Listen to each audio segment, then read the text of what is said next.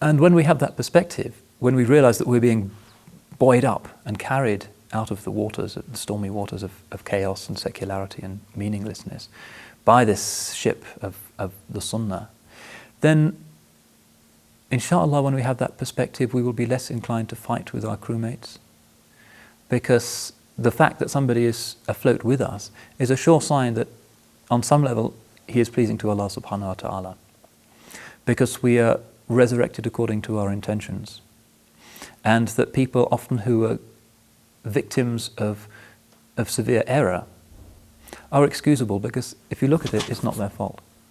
It's the fault of their upbringing, their education, or whatever. And what Allah subhanahu wa ta'ala really wants is good intention, is pure-hearted, sincere, honest people. And when we make that the basis on which we create relationships with others, then we will succeed. Not when we say, is his aqeedah absolutely identical to myself, and what does he think about the pre-existent attributes and their relationship to the divine essence? Well, we're not ulama.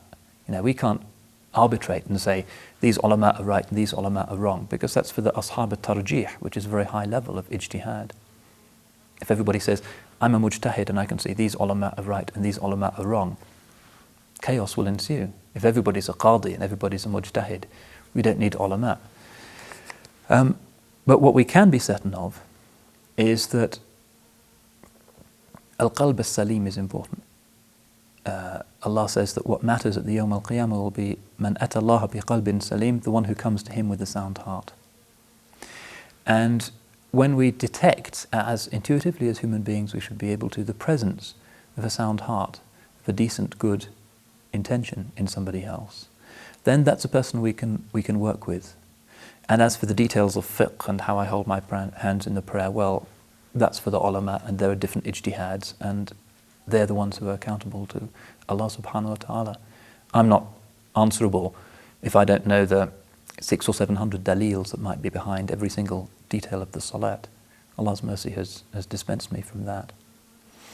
So when we see people who have the essence of Islam properly understood, that they are constantly aware of the presence of Allah subhanahu wa ta'ala, His action, His providence, His goodness, and they have a good opinion of Allah and a good opinion of His purposes towards this age, those are the people we should be working with.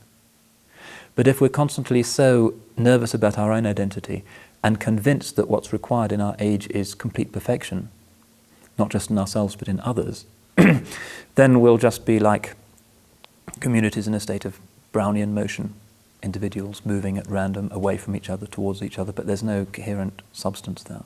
What we need is something that will draw us together magnetically and make us something strong and something resistant. And that thing is only the recognition of good intentions in other people. So